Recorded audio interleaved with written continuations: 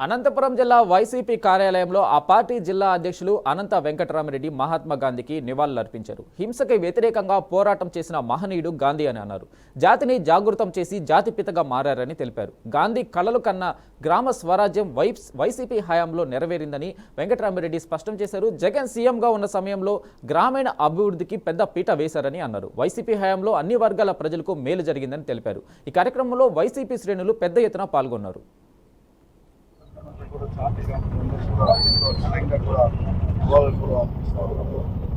ఇప్పటికీ ఆయన మన మధ్యలో భౌతికంగా లేకపోయినా 75 సంవత్సరాలు గడిచినా ఇంకా కూడా ఆయన యొక్క స్ఫూర్తి దేశ ప్రజలందరూ కూడా ఉన్నాయి.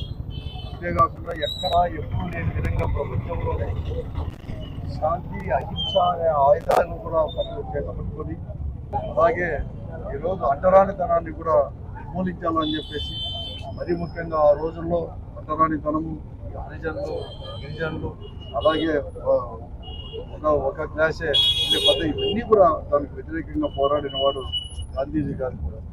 మహాత్మా గాంధీ గారి వర్ధంతి సందర్భంగా ఆయనకి నివాళులు తెలియచేయడం జరిగింది.